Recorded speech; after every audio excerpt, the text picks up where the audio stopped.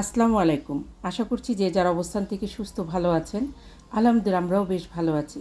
খাওয়ার শুরুতে অনেকে আমরা সরাসরি তরকারি না খেয়ে ভাজি, ভর্তা, শাক দিয়ে খাওয়াটা শুরু করি। তো তেমনি একটি রেসিপি আমি আজকে আপনাদের সঙ্গে শেয়ার করব, যেটা আমরা খাওয়ার শুরুতে মানে প্রথম পাতে খেয়ে থাকি। আমি একটা পটলের ভাজি আপনাদের সঙ্গে আজকে শেয়ার করব। এই ভাজিটা করতে আমাদের হাইব্রিডের যে পটলটা একটু মোটা মোটা সেটা লাগবে। পটলটাকে আমি খুব পরিষ্কার করে ধুয়ে ঠিক এইভাবে কেটে নিয়েছি। পটলের গাটা একটু বটি বা চাকু দিয়ে এইভাবে চেঁচে নিতে হয় এবং পিসগুলো ঠিক এই রকম, এর থেকে বেশি চিকন করা যাবে না। একটু মোটা করলে সমস্যা নেই। 4-5টা পেঁয়াজ, 3-4 কোষ রসুন এবং বেশ কিছু কাঁচামরিচ কেটে নিয়েছি, লবণ, হলুদের গুঁড়া, মরিচের গুঁড়া। আর এখানে আমি চা চামচের 2 চামচ চালের গুঁড়া নিয়েছি।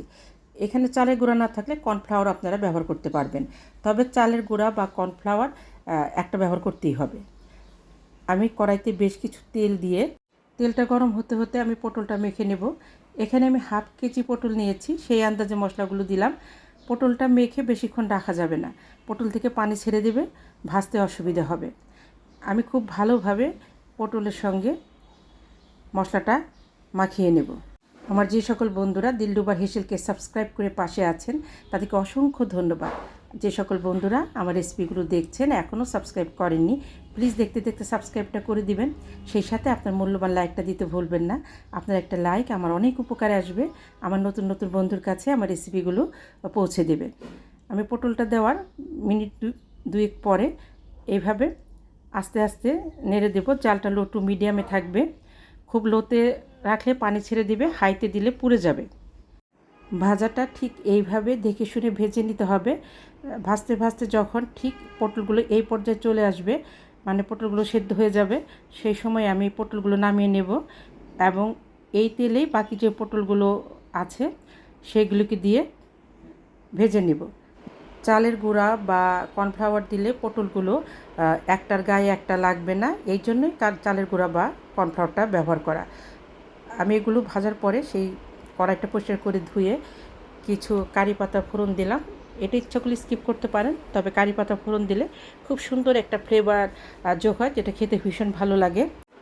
পেঁয়াজ, রসুন এবং কাঁচামরিচ কুচিটা দিয়ে আমি পেঁয়াজগুলোকে ভেজে নেব। দেশ দেশের বাইরে দূর দূরান্ত থেকে যে সকল দাদা দিদি ভাই বোন বন্ধুরা এবং সেই সাথে আমার সাধারণ দর্শক বন্ধু যারা আছেন আমার রেসিপিগুলো দেখছেন, সুন্দর সুন্দর কমেন্ট করছেন, আমি তাদের প্রতি ভীষণভাবে কৃতজ্ঞ। এভাবেই পাশে থাকবেন, অবশ্যই আপনার লাইকটা দিয়ে নেবেন। পেঁয়াজটা যখন ঠিক এই পর্যায়ে চলে আসবে সেই সময় আমি ভেজে রাখা পটলগুলো এই পেঁয়াজের সাথে দিয়ে খুব ভালোভাবে মিশিয়ে নিব।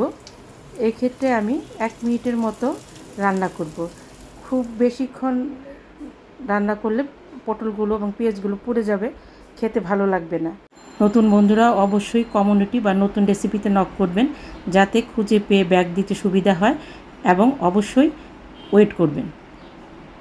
এখানে দেখেন তেলের পরিমাণটা খুব একটা বেশি না, কড়াইয়ের নিচে কিন্তু কোনো প্রকার তেল জমে যায় নাই। ঠিক এইভাবে এটাকে ভেজে নিতে হবে। আমি সার্ভ করে দেখাচ্ছি ফাইনাল লুকটা। দেখতে যতটা লোভনীয়, খেতে মাশাআল্লাহ ভীষণ ভালো লাগে সাদা ভাত পোলাওয়ের সঙ্গে। অবশ্যই একবার ট্রাই করে দেখতে পারেন, খুব সহজ রেসিপি। তো কেমন লাগলো রেসিপিটি অবশ্যই কমেন্ট করে জানাবেন। আপনাদের সকলে সুস্বাস্থ্য কামনা করে বিদায় নিচ্ছি। নিজে ভালো থাকবেন, অন্যকে ভালো রাখবেন। আল্লাহ হাফেজ।